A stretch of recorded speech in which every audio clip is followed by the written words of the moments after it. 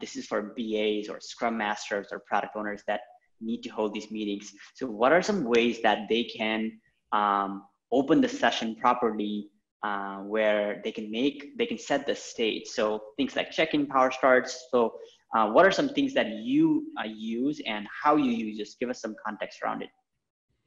Sure. I mean, it depends what you're starting. I mean, starting like one of the open spaces where we had 300 or 400 people there versus starting a 6-person meeting could be very different. But it's all about setting the stage for what you want to achieve. Like in an open space, we want to build energy. So I do high energy activities, stuff like Ultimate Paper, Rock, Scissors was a fun one. I think you were there when we did that. Yep. And having 400 people get into yeah. winner take all sudden death tournament and chanting each other's names. It went wild. And people at some point, there were 2 large groups like chanting the 2 leaders' name, and it was something to watch. So that was a fun one. Let's just talk a little bit more about the smaller meetings here, because our audience who's trying to learn facilitation, they have a sprint planning meeting or a retrospective meeting or a review meeting coming up. So what are some ways that they can open up the session, and some things that they can really think about? Well, and again, it kind of depends on the meeting, but for example, sprint planning and retrospectives have 2 different fields. So sprint planning is more about being analytical, looking at work, trying to figure out what you can achieve and stuff like that. Where a retrospective is more introspective, it's more trust-based. If you want honesty in that room, people need to trust each other. And trust isn't a giant leap of faith. Brene Brown talks about how trust is made up of hundreds, if not thousands, of tiny moments. Things where over time, somebody puts a little bit of faith in you, and that faith is rewarded. So I start retrospectives not in the meeting, but in the days, if not weeks before.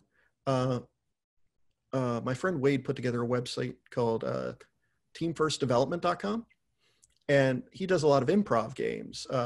He was very introverted when he was a developer, and he wanted to get out of his shell. So he took as a stretch goal that he was going to learn improv.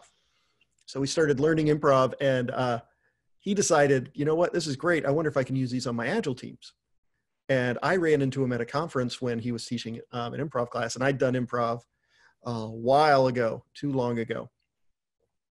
And I was like, wow, this is great. Let's do this. So I preach that people should use improv all the time.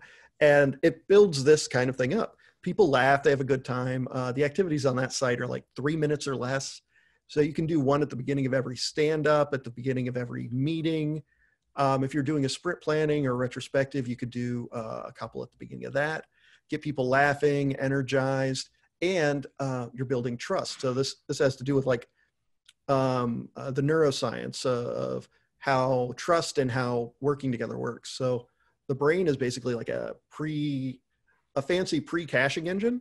So if you start thinking about, I need to do this thing, your brain will preload information that helps you do that. And if you say, I can't do this thing, your brain starts preloading information on why you can't do that thing. So that if you run into a problem, the brain says, yep, this is what I meant. We can't do this, and starts trying to come up with a different option.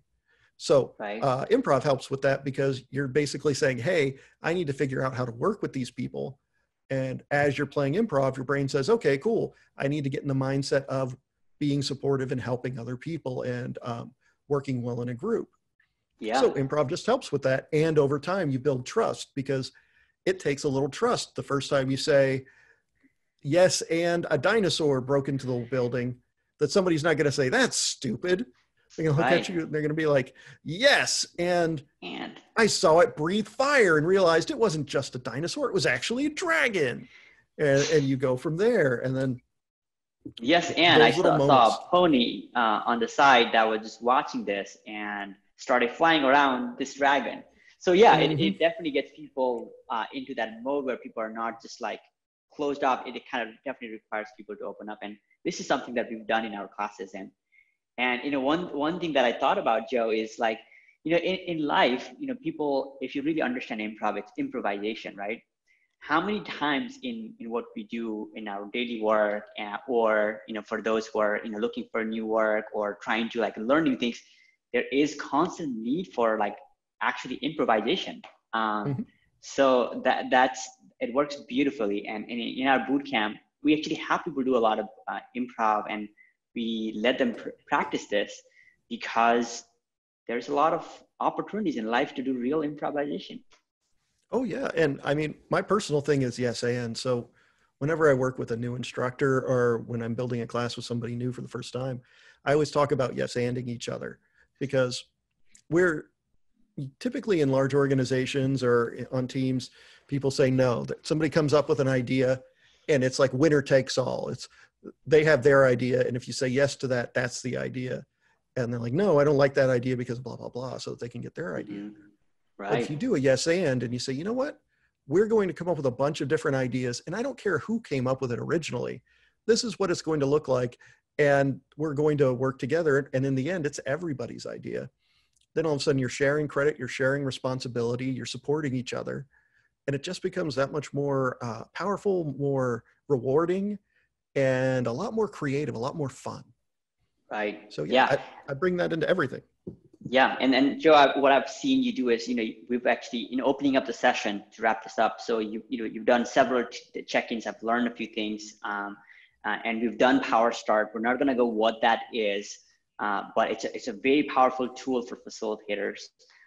We have done things like agenda review, and really creating that safe container for, in our case, we do that for the learners, and creating like an emotional environment where people feel open to like participate and step in. Please like and subscribe if you enjoyed this video. We will sure to come back with more exciting videos on Agile topics.